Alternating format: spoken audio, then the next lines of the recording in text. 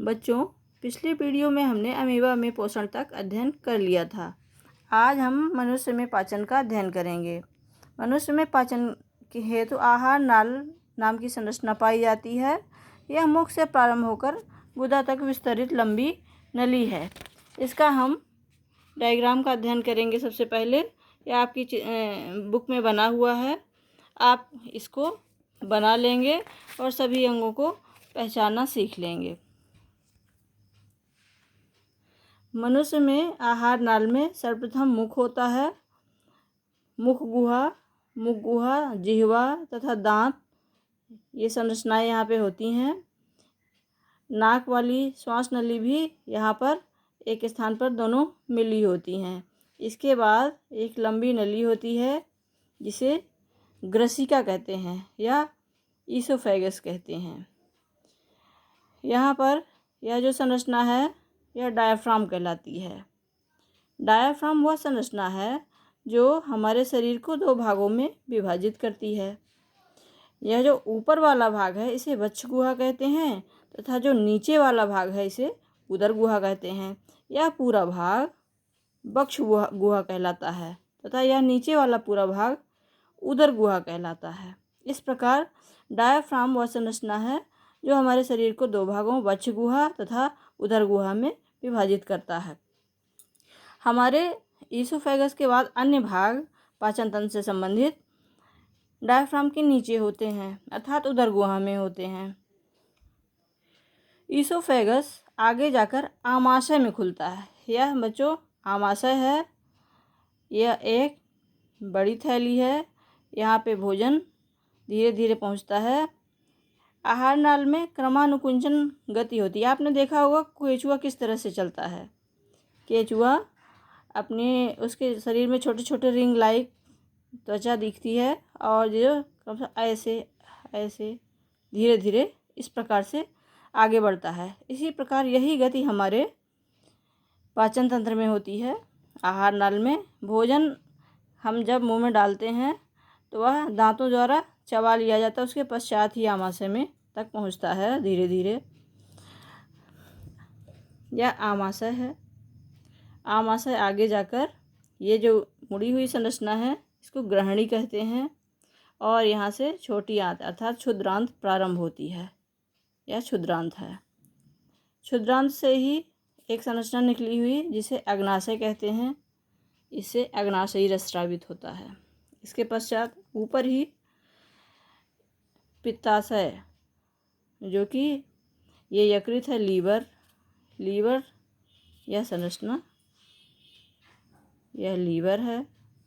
यह अर्थात यकृत, इसमें पित्त रस का निर्माण होता है यकृत में और यहाँ से आकर पित्ताशय में पित्त रस एकत्रित हो जाता है। आवश्यकता पड़ने पर यह पित्त रस एक नली द्वारा पित्त नली द्वारा छोटी आंत में भेज दिया जाता है।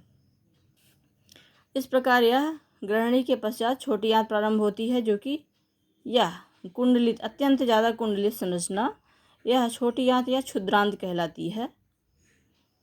इसका क्षेत्र बहुत विस्तृत होता है और यह कुंडलित एक जगह इकट्ठी है।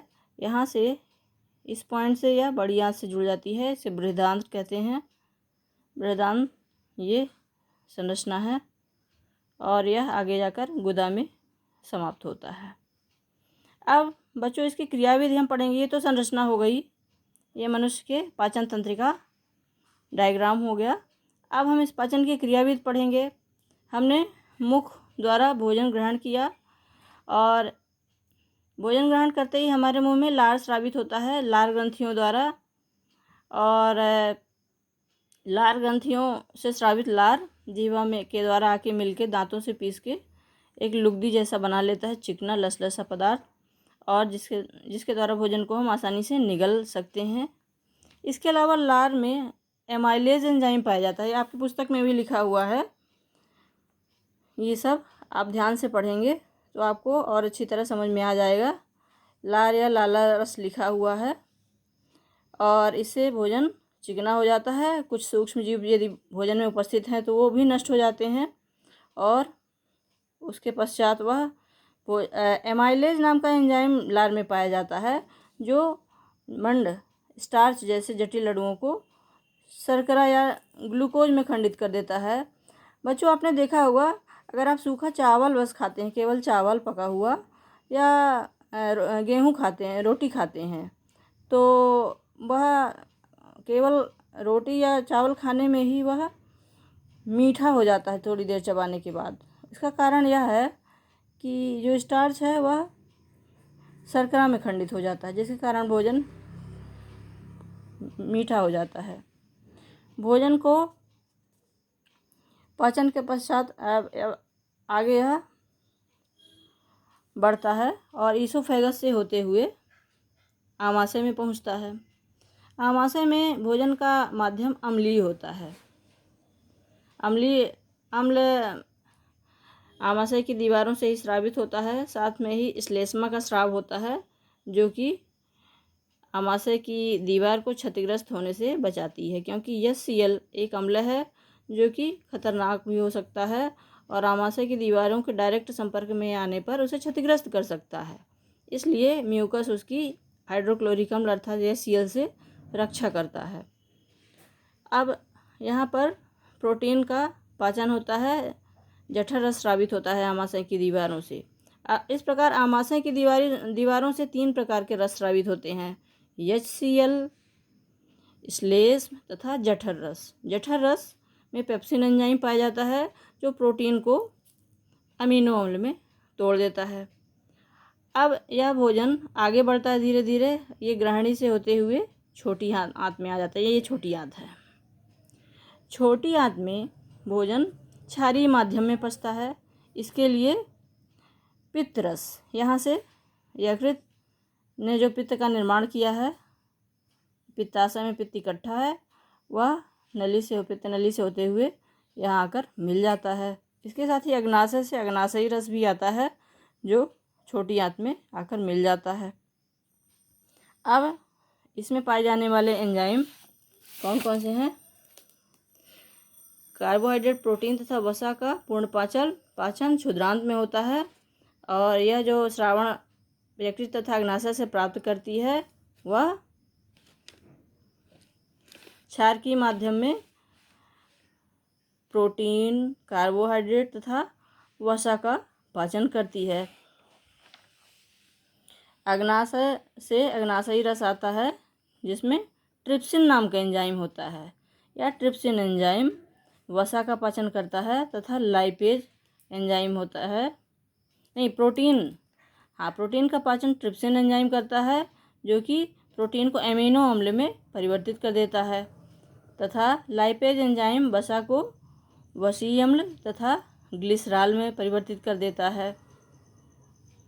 इस प्रकार से प्रोटीन अमीनो अम्ल में, कार्बोहाइड्रेट ग्लूकोज में तथा वसा वसीय अम्ल तथा ग्लिसरॉल में परिवर्तित हो जाता है। इस प्रकार बच्चों आप इसको अलग से नोट कर सकते हैं। ये मैंने नोट किया हुआ है। प्रोटीन अमीनो अम्ल में, जटिल कार्बोहाइड्रेट ग्लूकोज में और वसा वसीय अम्ल में परिवर्तित हो जाता है। अब यह भोजन पच चुका है और सभी जो जटिल अणु हैं प्रोटीन, कार्बोहाइड्रेट तथा वसा के, वह छोटे अणुओं में अर्थात अमीनो अम्ल, ग्लूकोज तथा वसा अम्ल तथा ग्लिसरॉल में परिवर्तित हो चुके हैं। अब यह पचा हुआ भोजन छोटी आंत के अंतिम भाग में छोटे छोटे दीर्घरोम पाए जाते हैं।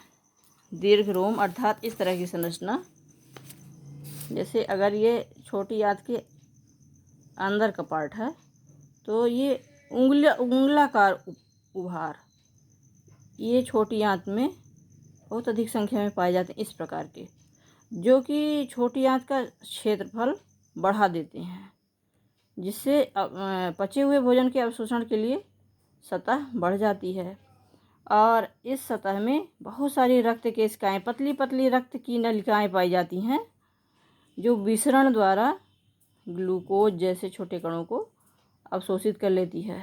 यहाँ रक्त केशिकाओं का जाल बिखरा हुआ होता है जो कि पचे हुए भोजन को अवशोषित कर लेता है। अब यह भोजन, पचा हुआ भोजन रक्त में मिल गया।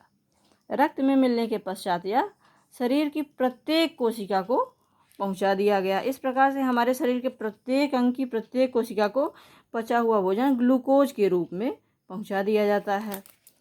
इसके बाद आगे की प्रक्रिया श्वसन में होती है। अब जो बचा हुआ अपच पदार्थ है जो कि पच नहीं पाया है वह बड़ी आंत में पहुंचता है। बड़ी आंत में भी जो आवश्यक पदार्थ रह गया है वह बड़ी आंत के माइक्रोबिलाई द्वारा अवशोषित कर लिया जाता है। अब इस भोजन का उपयोग हम ऊर्जा प्राप्त करने के लिए, आप इसको नोट कर लेंगे बच्चों, नए ऊतकों के निर्माण के लिए तथा पुराने ऊतकों की मरम्मत के लिए इसका इस्तेमाल होता है, इस पचे हुए भोजन का। और इस प्रकार जो बिना पचा हुआ भोजन है बृहदान्त्र बड़ी आंत में जाता है, जहाँ अतिरिक्त पानी और आवश्यक पदार्थ जो हैं अन्य पदार्थ वो भी अवशोषित कर लिए जाते हैं दीर्घरोम द्वारा। और जो शेष बचा हुआ वर्ज्य पदार्थ है शरीर के लिए हानिकारक है वह बहिक्षेपण की प्रक्रिया द्वारा गुदा द्वारा शरीर से बाहर निकाल दिया जाता है। इस प्रकार पाचन की क्रिया पूर्ण हो जाती है। बच्चों, दंत क्षरण एक प्रक्रिया हमारे शरीर में होती है। हम जब खाना खाते हैं और उसके बाद ब्रश वगैरह नहीं करते हैं, दांतों के छोटे छोटे कण हमारे दांतों में लगे रह जाते हैं, जिसके कारण हमारे दांतों का क्षरण प्रारंभ हो जाता है। दांतों के ऊपर इनेमल नाम की परत तथा डेंटिन होती है जो धीरे धीरे उसका क्षरण हो जाता है। इसका कारण यह है कि जो जीवाणु है वो भोजन में जो शर्करा रह गई है लगी होती है, भोजन में शर्करा मौजूद ही होती है, उसकी क्रिया करके अम्ल बनाते हैं और वह अम्ल धीरे धीरे इनेमल को खंडित करता है और दांत कमज़ोर हो जाते हैं। दांतों के ऊपर प्लाक जम जाता है। इसलिए हमको बच्चों भोजनों उपरांत दांतों को ब्रश करना आवश्यक होता है। धन्यवाद।